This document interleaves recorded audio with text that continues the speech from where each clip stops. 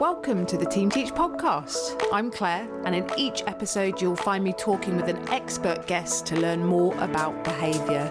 We squeeze a lot into each episode. You'll listen to the latest thinking in behaviour, continue your professional development with our book recommendation, and then I'll send you away with 3 practical tips you can use in your setting. I'm joined today by Dave Smallwood. Dave is a Principal Team Teach trainer and Company Director of SENse Training and Consultancy. He's worked in special schools for both the local authority and for the National Autistic Society. As a staff development coordinator for the National Autistic Society, he's also delivered and developed training in autism, equality, diversity and rights. Dave is also an occasional co-host of the Team Teach podcast. And today, Dave and I are talking about how to effectively use sensory breaks and sensory circuits in your school. Enjoy the episode. Hi, Dave. How are you? Hi, Claire. You all right? I'm very well. We are talking about, I was going to say one of our favourite subjects, but I don't actually know if it's one of your favourite subjects. It's certainly that's something. A wild assumption there, Claire. I know, it might. Yours is Star Trek, so I think we'll be way off on the podcast with that. But we're actually talking about sensory breaks, sensory circuits, and we're going to focus on education and children and young people with this. And the reason for me, this is one of my, I guess, special interests, because I work in the field of autism. I work with autistic individuals, and I have seen the difference that sensory breaks and sensory circuits can make. So it will be interesting to pick your brains a bit with it, because I know your background is working with autistic individuals and working for an autism charity. I feel like I've done your intro for you now, but could you just sum up your, I was going to say your skills, maybe not your skills, but sum up your experience and who you are just quickly, Dave, for the listener. Just what Claire just said. That's it. Yep, that's it. Great. And you're a Principal Team Teach tutor. I'm a Principal Team Teach trainer, and my background is working with autistic individuals, and I used to work for an autistic charity, a charity for autism. Do you think we should do that on the next episodes, Dave, where I just introduce you? So and this is Dave. Yeah, I don't know, but I'll just introduce myself really quickly. My name is Clare Robinson. I'm a Principal Team Teach tutor, like Dave. I've worked in pupil referral units, alternative provisions, mainstream services, mental health services. And as I said, I specialise now in working with autistic individuals therapeutically. So that's me and that's Dave. So sensory circuits, reflective question. What do you wish you knew then that you know now about sensory circuits and sensory breaks? It's a tough one.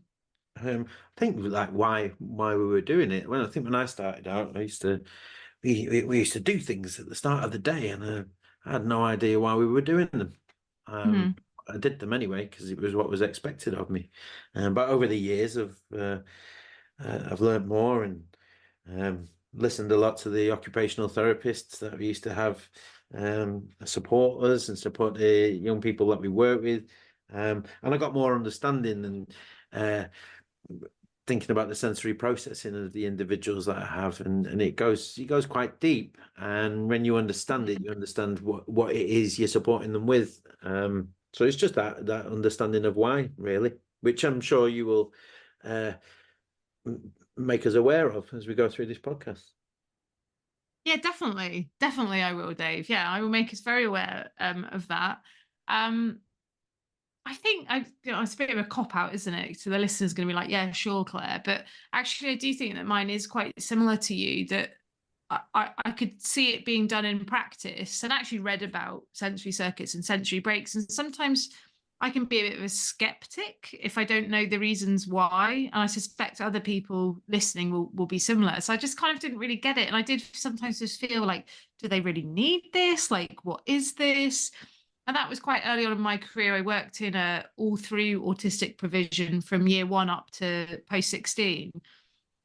And I actually don't think that we did the sensory breaks very well, which was part of the problem. So it was all just a bit ad hoc and didn't seem part of a program. So I think that's perhaps why I missed the why, even though we did have occupational therapists and things coming in and doing a bit of training. I struggled to kind of get it to click. And I think it wasn't until I started, or or started working in the field of autism again quite a few years later, that I got a much better understanding around it. And actually seeing it play out in practice, a difference that some sensory breaks and sensory movements can have on young people, but also how it can go terribly wrong, and how some sensory stimulation can really hype up individuals and just be like, oh my gosh, why did we do that? So yeah, I think there's quite a lot there, but definitely the same as you. I didn't get the why. And I think partly that's because I saw it delivered quite poorly in practice. Yeah, and that comes from, like you say, ad hoc, and we do things without thinking about the why. But done properly, it does have really good results, doesn't it? We do have the calming activities in there, as well as the activating activities. So depending on the individual, depends on how much time you spend on each. Yeah. And what they need, isn't it? Did you know that you can become a trainer and deliver Team Teach training to staff within your own organisation? Have the flexibility to choose when, where and who you deliver your training to throughout the year. Find out more about this cost-effective option on the Team Teach website. Let's get the reader on board with what sensory circuits are as our starting point, I suppose. Activities that will set up for certain individuals, and they will access the sensory circuit to achieve the right level of alertness that they'll need to learn. So it's split into 3 different sections, really, if you like. There's the activating, then there's the organising, and then the calming activities at the end. They should take about 15 minutes ish. I'm led to believe from my research and from my experience. 5 minutes on each activity, ish. But if we find someone needs more of the activating activities, then we can spend more time on that and less on the calming activities, or vice versa. If someone is quite activated already when they arrive, then we might spend a little bit more time on the final one, on the calming activities. But it's to achieve that alertness. So usually first thing in the morning, we'll get that going. And then they can go into class and hopefully have regulated themselves during that session. So there you go. That's my take on it. Yeah, and that's really the structure of how sensory circuits should be run when you kind of look at research around it.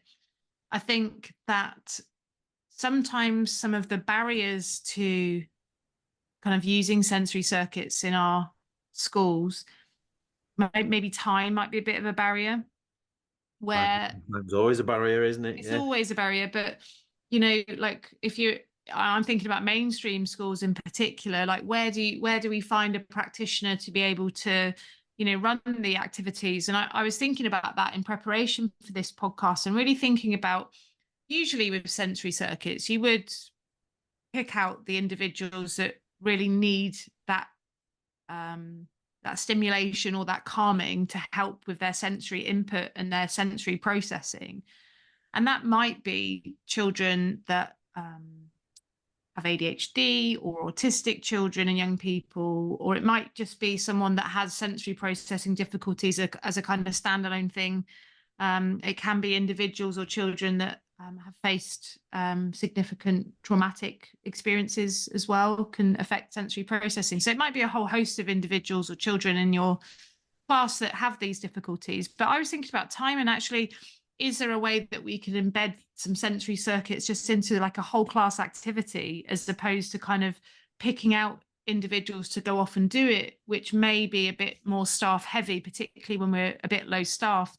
And I just think that would be just a pretty awesome way to work with some of our children and young people, where you don't need loads of whizzy equipment. Ideally, we would have a little bit of equipment for it, but it's not necessary, because it could just be star jumps, particularly for the activation stage, wall push-ups, which might be quite calming for some individuals, where we're using our strength and things. So there's lots of parts of sensory circuits that we could just do as a whole group. And I know maybe that would miss some of the mark, where we want a bespoke specific bits for some children and young people. But if you're really short of time and that's the best you can do, you know, on that day in that moment, then that would be a great whole school kind of, not whole school, sorry, whole class way to kind of compensate the fact that it's extra time and extra staff potentially to run those sessions. I think so. Yeah, I've seen it being done, and it's really good that first session in the morning. We have a little sensory circuit for everyone. We can incorporate all sorts of things into. We used to incorporate it into our little good morning session, and we'd have. I mean, we were a bit more blessed staffing wise with the ratios to children, of course, but we get our exercise balls out and. You can bring in those activities if you've got a class of 30. It might be more difficult, but like you say, star jumps and things like that, we can get everybody doing it if we've got the space. Because everyone in the playground for organising, throwing beanbags in buckets, and it's quite fun to start the day off, and it just will hopefully just regulate everybody. So when everybody is sat down, everybody's fully prepared and fully alert.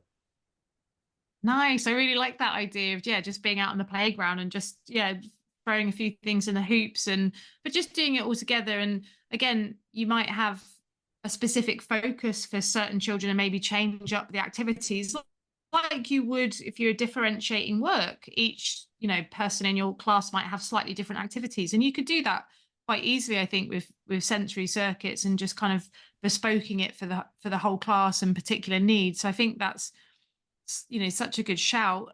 I also was thinking about sensory breaks, because I think clarifying the language between sensory circuits and sensory breaks might be helpful. And sensory breaks are just those breaks that we might have in between learning to help refocus someone, calm someone down, or alert someone. So in the service I work in now, we might do, a bit of learning, however long that is appropriate sometimes for the individual in that class.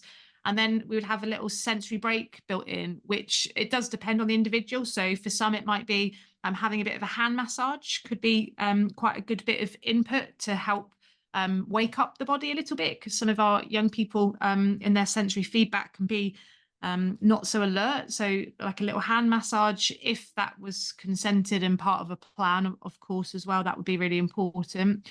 Some might really benefit just from having a yoga ball and just doing a few rolls on their tummy on the yoga ball, just again to get that sensory feedback, that movement that might help alert.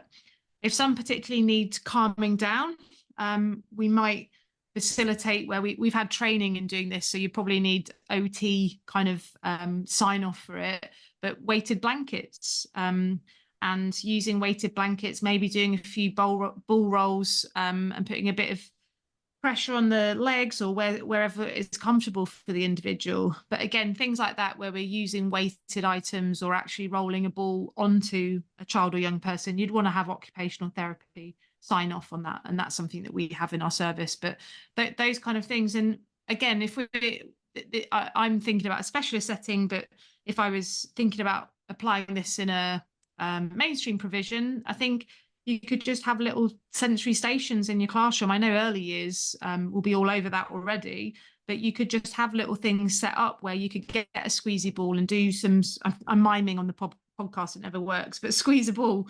And, young people and children can just kind of access those things. I don't know, what are your thoughts, Dave? I really like all those things.